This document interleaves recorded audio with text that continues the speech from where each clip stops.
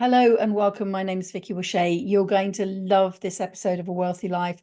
I'm speaking to Lisa Oliver. She's one of the quiet ones, flying under the radar.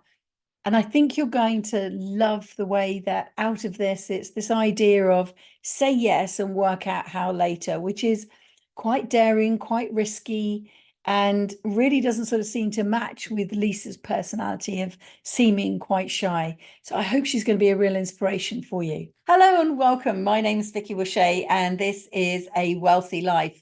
If you're watching on YouTube, you'll see that I've got another exciting guest today. This is Lisa Oliver, and Lisa and I have probably known one another, I'm going to guess 2014, 2015, and give her a chance to work out when she thinks it was. We met when she used to hold a property event down in Surrey. Since then, she's been one of those quiet investors. You don't really see much of her, you don't hear much of her. She doesn't make a big fuss, but she is a font of knowledge and an absolute inspiration. And that's why I've asked her to come and speak to us. Lisa, welcome.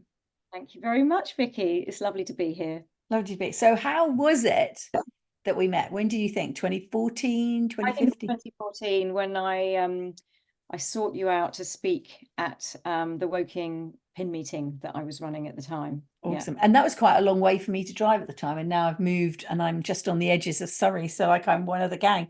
But also we've had strange things like we've bumped into one another in IKEA as well, haven't Yes, we? yes, I know. I forgot about that. Yeah, during one of my renovation projects. I think I might have had my son, my 2-year-old, with Yeah, me. yeah, yes, and I feel like there might have been a man with you as well. You had somebody else with you, another adult with you.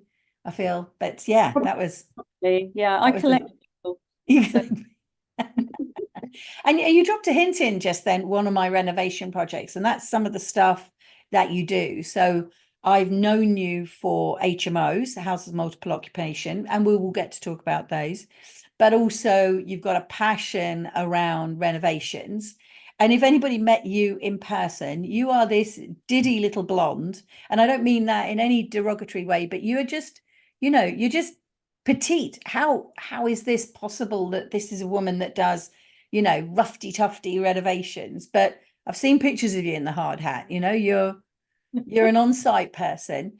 How did all of this start? Let's wind it back. Where there must have been a point at which you had like a job, like normal people have jobs. Where did all of this start? What made you come up with the idea? What were you doing at the time? um, well, I've been in property now for 14 years, but I was in business for 16 or so years before that, not doing anything to do with property. In fact, I was studying as a classically trained musician. So I was a Oh, scholarship student. So you might not know that, Vicky, but yeah, I played the flute and the piano and I was classically trained musician. Um, oh, and I was a scholarship student from 12 to 18, and then I studied music at university. So absolutely nothing to do with property, but I have got a creative flair. So I studied music and history of art, and I was either I was going to do music or I was going to do art, possibly do a foundation course. Um, and then after I left university, I'm not designed to be sitting in a darkened room or even a lit room playing the piano for 8 hours a day. I'm not made that way. I'm a mm, people person. So I found property.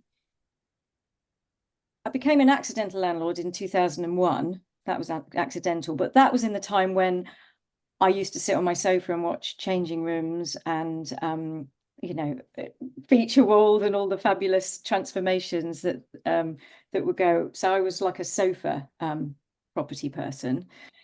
Um, and it wasn't until 2009 that a significant event really happened that I got into property. I made a decision that property was going to be a significant part of the future.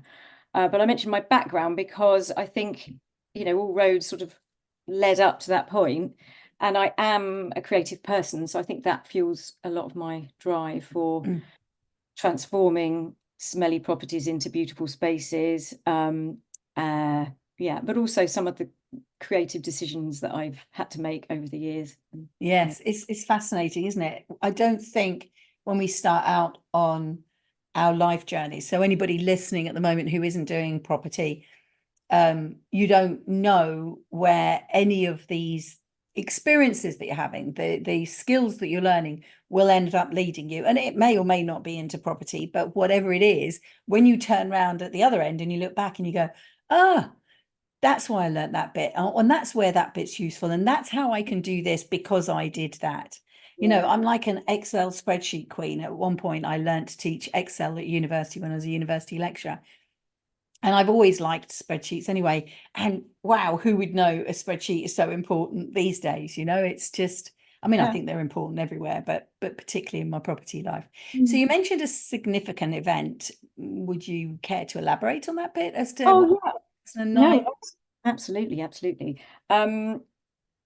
2000, it was actually 2008, 2009. I was on maternity leave with my second child.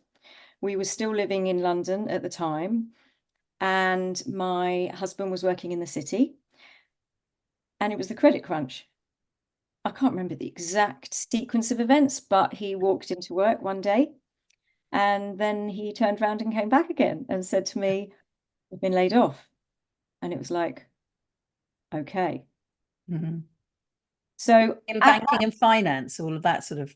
yes, yeah. So that's the end of 2007, early 2008. Just as I started to really pick up buying houses, everything crashed. Yeah, but it was a good time because a lot of people were exiting and not touching it. Got to buck the trend, haven't you? We realized that we were beholden on his salary. So I was off on maternity leave, and it was my own business that I had with a business partner, which is actually graphic design business. There's a whole story around the jobs I had and how I led into that. But I guess it was my road to personal development. And we were paying ourselves an okay amount, but it wasn't, it wasn't something that you could retire on. And so when he got made redundant, we were like, okay, I mean, I just decided I never wanted to be in that situation again. And you think, or hitherto thought that you were safe in a good job. He was in a great position, but we didn't know what was going to happen. And then suddenly you realize that you are just a line item on a spreadsheet, Vicky. And he just went. So I had around about that time, I'd been getting into personal development, and I had read Rich Dad Poor Dad, which opened my eyes to the fact that you could have money working for you rather than you working for money, and learning about assets and liabilities, which is completely new to me. And I shoved it under my husband's nose and he read it. And then I think we shoved it under my father-in-law's nose and he read it. And it was significant, really, because we were also thinking, hang on a minute, we were living in the East End of London, which was uber trendy. It was fabulous. When you didn't have kids, it was fabulous. I mean, it wasn't bad when you had kids, but what we wanted to move up to, we were just being priced out. Plus we had family living in Surrey. So we made the decision to move out to Surrey. And because we had actually had an offer on our flat, and then we were buying another house, emotion involved. I'd already mentally redecorated it, and then our buyers pulled out because of the credit crunch. So we thought, right, well, let's just take the cash and go and rent somewhere. And where's far enough away that we can still get into London quickly. Far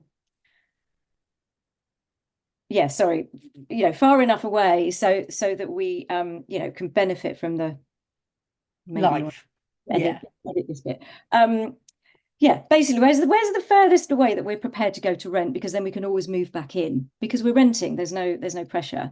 So we picked Woking because it was sort of equidistant between both our families, and fast train line into London, basically. So we were like, we'll probably still be working in London. I was on maternity leave, and my plan at that stage was to go back in the graphic design business. But when you're on maternity leave and you've got 2 kids, and then you put them into nursery, and you're traveling on the train to Waterloo, then because we had a lovely studio in Brick Lane, but it's a real schlep to get to from Woking. All my priorities changed, basically. So it was like, hang on a minute, what are we doing? So just made the decision that property was going to become a significant part of our future. I'd read about houses of multiple occupancy, and it seemed to make sense to me. So the now money, but also the security for the future. So we had cash in the bank from the sale of the flat, because we were renting in Woking as a trial to see how it went. And we've not left. We've moved a few times, a few renovation projects. And we went on a half-day discovery course. And then we bought a brothel. Oh, okay. That wasn't the word I was expecting you to come out with. There's a bit more involved. There is a bit more involved in that, obviously. So yeah, we went on this half-day discovery course, and it made sense. We learned a lot, and I was like, oh my gosh, we need more. I need to be handheld through this. But my husband and my father-in-law were like, no, we can do this. We can do this on our own. So started looking on estate agencies' websites, and found a property that seemed to work on paper. Floor plan seemed to work, and yes, we went for it. So it was a repossession, and it had been a brothel before then. So we always joke. Plenty of bedrooms, which is what you need for an HMO. Yes, yes, yes. They were not in a great state of repair, and so we set about like transforming that into what was our first HMO. Wow, wow! And how many traumas did you have along the way? Well, we made a lot of mistakes, but we learned as we went, and they weren't. You've got to make the mistakes to make the learning, and if you worry too much, you don't take the action. So I think I've probably buried the traumas. There's some funny stories with late night callers, people still thinking that it's a brothel, and even today contractors say, oh my gosh, oh no, I know that house, do you know what that used to be? And yes, I do. And we did always joke that if it didn't work as a professional house share, then we could always turn it back into a brothel. But thankfully, we never had to do that. So they're all on AFTs. It's not rented out by the hour. So, but actually, that's quite funny, isn't it? Because HMOs is the way that you take a house and you rent it by the room, and then serviced accommodation is where you take a property and you rent it by the day. I mean, really, a brothel, if it was only for the fact that it's illegal and demeaning and women, and the whole idea of renting it by room, is just literally the next evolution of how you split a house up. So maybe all the brothel keepers were ahead of the property game. Yeah, they're properly sweating the assets. Oh no, we better steer away from this conversation quickly. We're going down some deep line. Let's just wind back a minute too, because you hinted at the mindset, you hinted at the books that you read. Rich Dad, Poor Dad being classic. I think we all came across that, and that idea of making your money work harder so that you didn't have to, as being a pivotal point. And you're also talking about the similar sort of time as when I started and came across all of that. What else did you do to get your mind out of, because you weren't really in a job, you were saying that you were running your own business. So in some senses, you were one step ahead, but that journey from an employer mindset to, an employee mindset to a business owner mindset to a property investor mindset is another leap, isn't it? It takes something to run your own business. But would you say to be a property investor is harder than running your own business? Would I say it's harder than running your own business? No, I wouldn't say. I would say you need to treat it like a business, and there are people that don't. Yes. And they're probably coming unstuck now, because you absolutely need to treat it like a business and know your numbers. But I wouldn't say it's any harder. There are some people that are more, I just think they're better at it than others. I mean, it's a people business, really. You have to be a people person, in my opinion.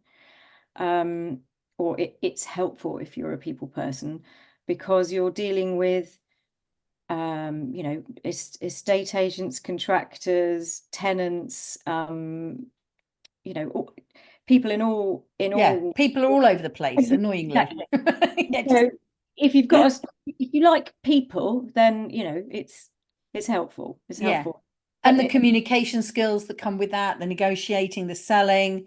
But the negotiating and the selling isn't just at the point you buy the house, it's also at the point where you're selling the tenant into the either the house or the room. It's selling the contractors into why they need to give you a better oh price and yeah, work for you and start today. And absolutely, yeah. It's all about that. Yeah.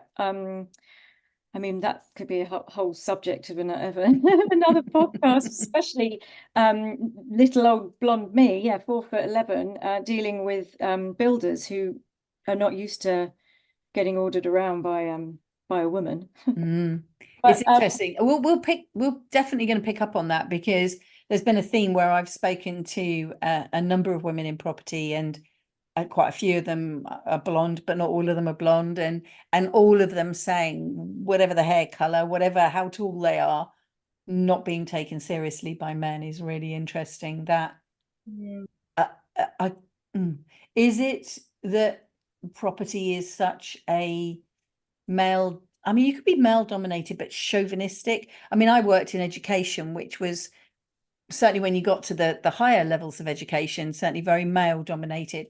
I never really felt like I was treated like, oh, they're there, little woman, you don't understand. Whereas there is that feeling with the contractors sometimes, isn't there?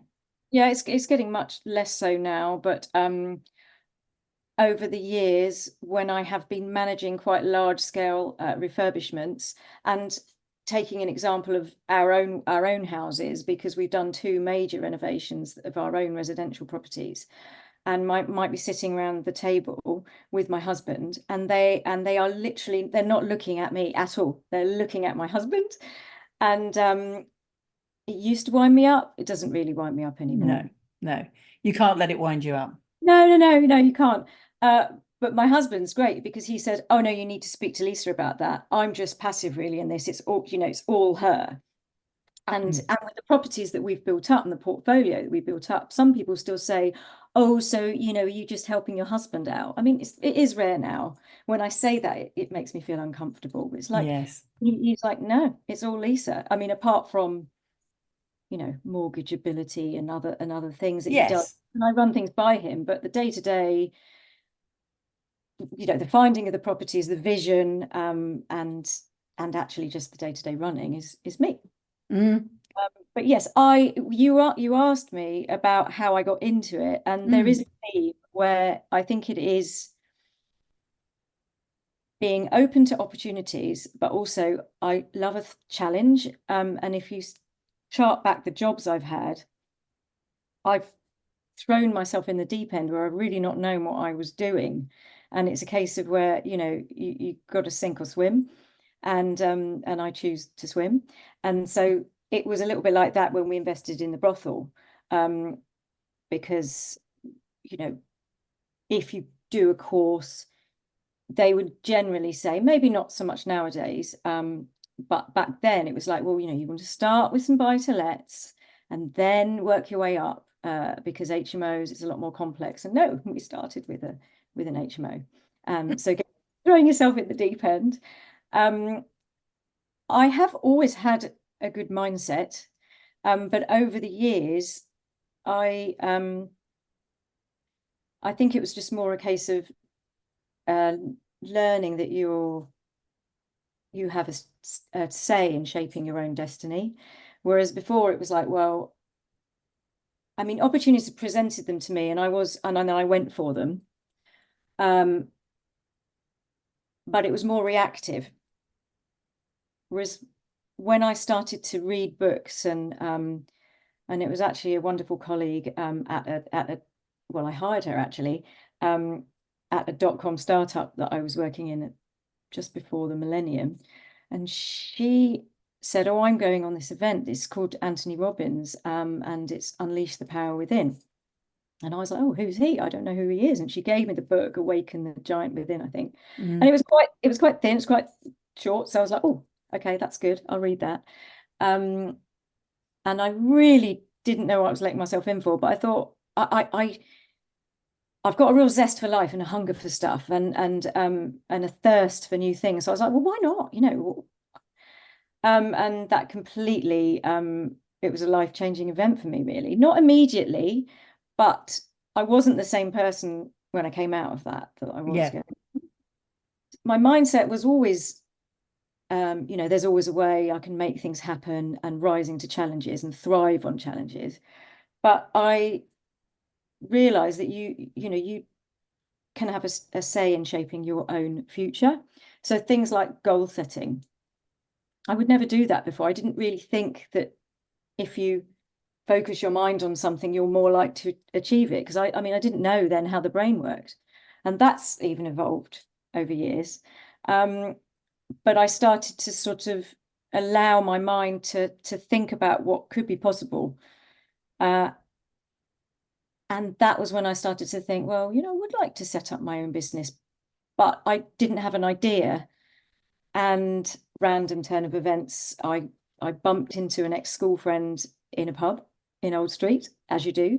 And again, being open to opportunities, I started helping her with her business plan. And then she said, well, why don't you come and join me? And I was like, I've got a window of opportunity, you know, just say yes. So I said yes. And that was the road to starting my own business and becoming, you know, The woman you are now.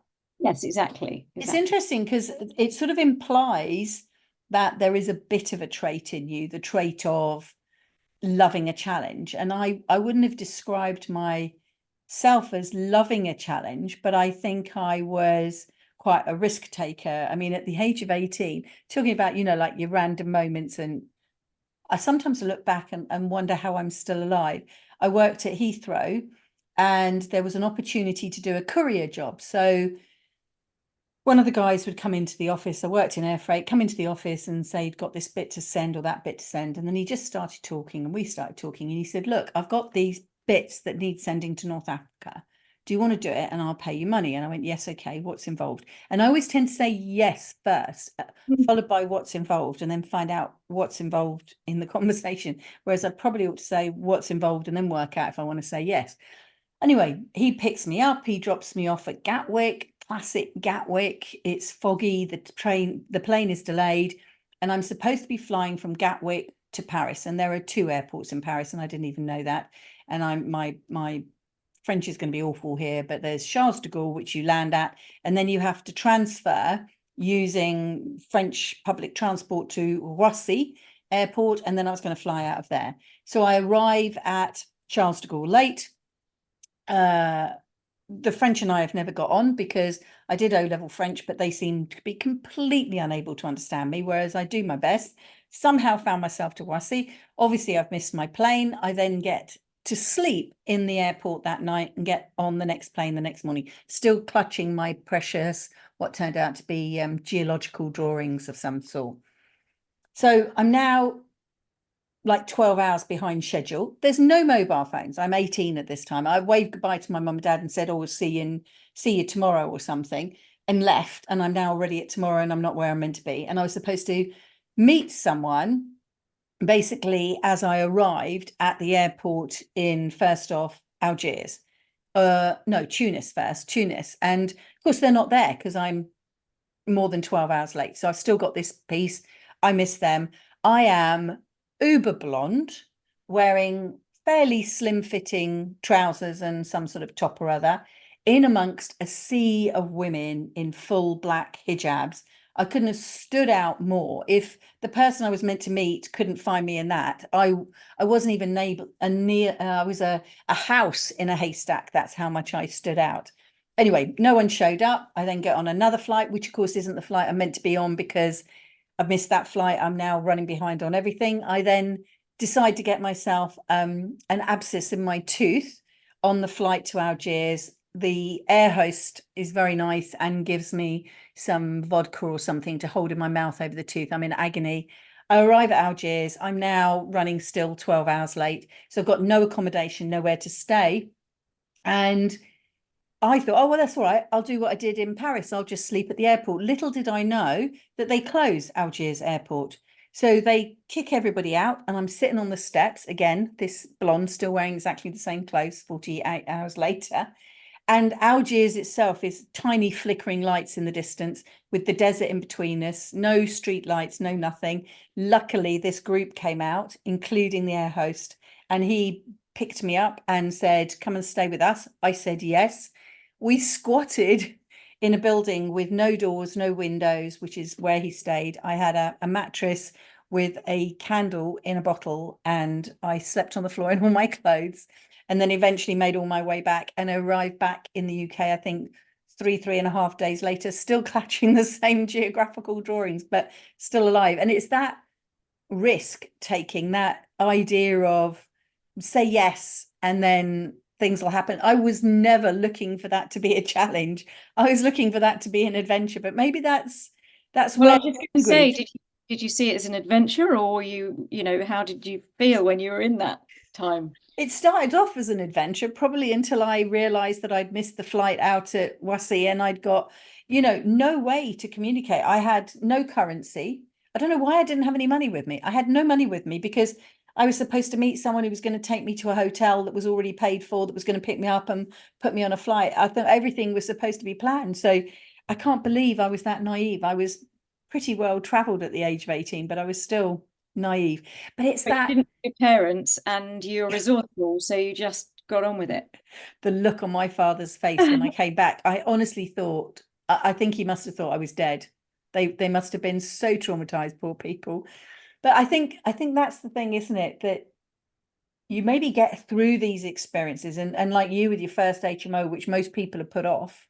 And I still have a feeling of, well, that's a bit like hard work doing an HMO, but you get through the other side and it becomes so normal to you that actually now I don't think twice about doing things that, if I've survived that, I can sort of survive anything. I always talk to my kids about widening your comfort zone. Just got to sort of, if you just stay in your comfort zone, Yes. it's boring. So It's interesting, isn't it? That idea of how many people on this planet are doing today what they did yesterday, which they will also do tomorrow, but are possibly unhappy doing it. And yet the idea of the discomfort, which might not be that uncomfortable, frankly, but the idea of the discomfort to take that step beyond is almost too much effort. I think it's fear. Mm. I think you might use something else as an excuse, but I personally think fear comes into play there. Yeah. And have you noticed? Something. Oh, sorry, go on. No, I was just going to say, I was just reminded of something what's called type 2 fun. So it's when you're in it, it's a challenge, it's hard. The enjoyment comes afterwards. I think it's why people put themselves through Like Ironman. endurance stuff, yeah. Yeah. So a lot of the things I've done through my life, I would now say is type 2 fun. Oh, really? Yeah, and your adventure, I don't know, maybe you wouldn't say it was fun afterwards, but Yeah. um, I wouldn't say I put myself through, I would never put I'm myself glad you through an did it. I mean, Ironman. at the very least, it makes a good story. Yes. Yeah, I wouldn't put myself through an Ironman. There's lots of things that I've done where at the end of it, you go, yeah, that was type 2 fun, because you look back and you're going, oh, I'm so glad I did that. Yes. Okay, so I'm resonating with that. So we've done a giant wraparound extension for this property, and the foundations collapsed immediately because everything was good, but they didn't board the trenches, and then it was dry, and then it rained. We got a high water table, and then we nearly lost the crane in the hole where we sunk our water tank and all that. So yeah, I don't know that I volunteer for painful things or challenging things, but when challenging things come, it doesn't faze me. I think that's the thing. And maybe that's because if you've had some earlier challenges, maybe that's the difference, isn't it? If you're protecting your children and they never have challenges, then that first challenge they have, which might be somewhere in their early mid-teens, 20s rather, could be quite a shock. Whereas if they've had a couple of shocks when they were little, not that I'm saying we should take our children out and traumatize them or anything, but just like, did you ever lose your children in the supermarket? No. No, I didn't either. And I just wonder, I mean, again, I'm not advocating losing your children in the supermarket, but that moment of, oh, I think I'm lost, I'm all alone. How do I find my mum? What age were you? Were you resilient enough to go up to a member of staff and say, I've lost my mum? Or did you methodically work a grid pattern in the shop to find her? Or did someone come and rescue you? And are those sort of the little things that happen to us? Are you someone who waits to be rescued, or are you someone who sets out with a plan to solve the problem, or are you someone who seeks help? And would you say that you've seeked, that's not English, would you Sort. say that you sought help? Well, you could have seeked help. Yes, Did you that's absolutely it. I mean, I think the essence of me is that I leverage my network. I'm a people person, and I'm extremely resourceful. You just mentioned, like, I haven't lost my kids in a supermarket unless I've buried it. I have put them through some traumatic experiences with the renovations that other people perhaps wouldn't do. But I do remember two significant times when I was really young. I think the youngest I might have been was like 4, on a beach where I got lost. And yeah, I was resourceful because I mean, it was a crowded beach, a UK beach, and I thought, right, I've got to find somebody to help me.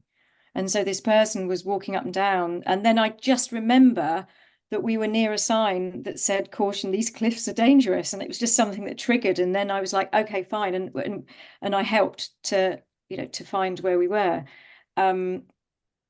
And at all stages in my life, if I hit a problem, one I know probably through mindset stuff is that we're stronger than we think. Yes. This is just another hurdle to smash through. But there's always a way, and leverage your network. There will be somebody that can help you. So that power of leverage has got me through. Well, it's seen me through lots of opportunities. It's actually got me a lot of jobs along the way before I got into property.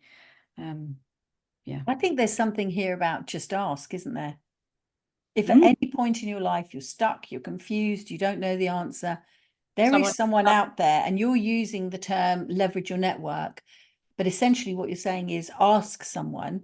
Luckily, because you have a large network of the right people with the right skills for where you are in your life at the time. So back in the employer days, you would have known people that could have helped you in that role in your life. And then when you were running your own graphic design business, you would have known people there. And some of those people would have stayed with you. Maybe some of the people you've let go along the way. But now you've got people that will help you in the property world. And it's about growing your network. It's about meeting people. It's about being there to help others, but in return, knowing that there are others there to help you. But if you sit quietly, if you never say even the simplest of things like, I think I want to invest in property, how could I start? Or I've got a conversation with a potential client tomorrow, and her opening question is, because I say, what is the question that you would like to ask me that if I could answer? And she said, I want to know if I am in a position where I can start investing in property now. So we will have a look at where she is and why she wants to do it. But if she hadn't asked, she'd never get the answer to that question.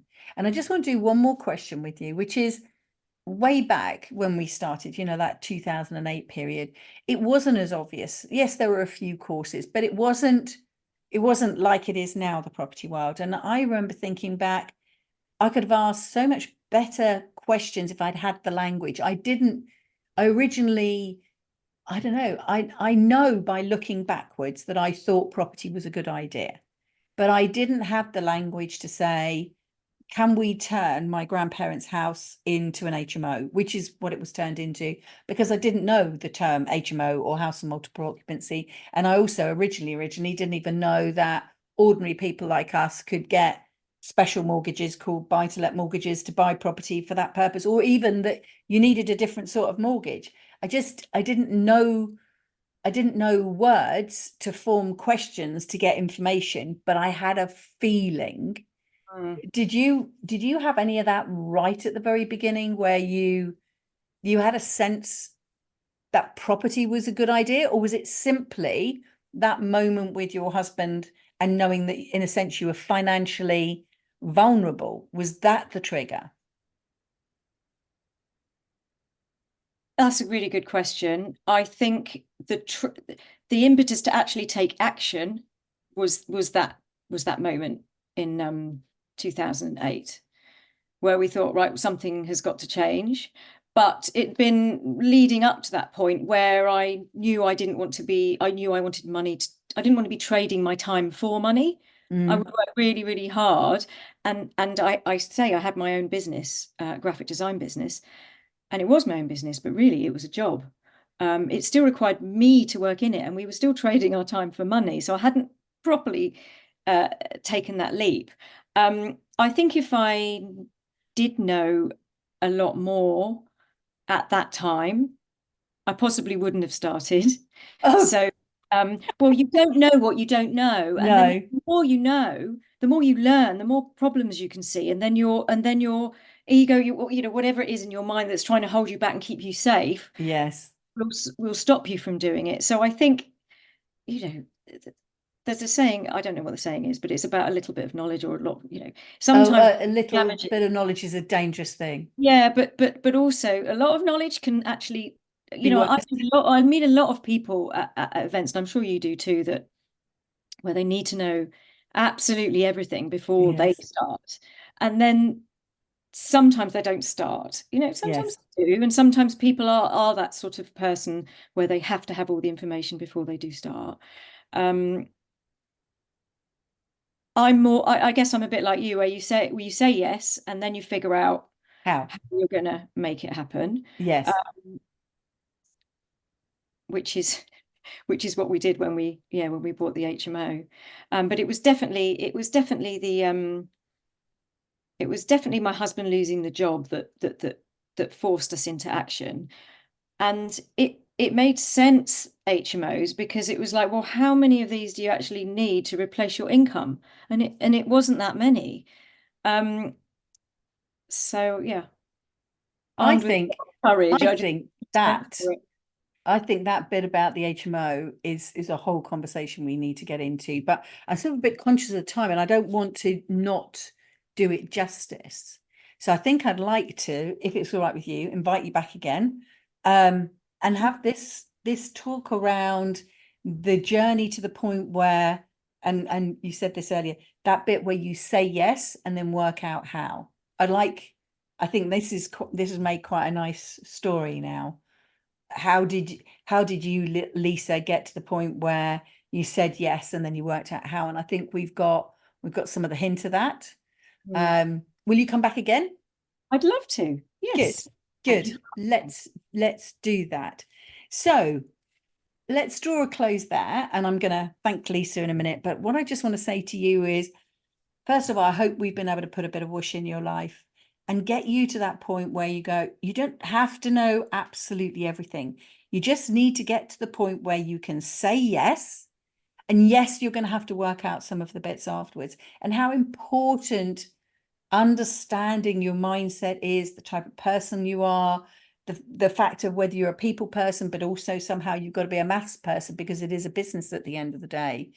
And taking on a challenge is not a bad thing, it's a lesson. So there's sort of three things there, isn't there? There's generally the mindset, and what sort of person are you, and do you have the skills? Can you acquire the skills? Can you fill in those skills gaps? What do you need to do in order to say yes so that you can take that step forward and actually make this something that changes your life? Because it certainly changed my life, and I'm pretty convinced that it's changed Lisa's Definitely. life as well. Yeah, yeah. So, Lisa, look, thank you so much for your time. This will be the first of many conversations, I'm absolutely sure. Thank you very much for coming on. Thank you for inviting me. Totally my pleasure, and lovely to see you again.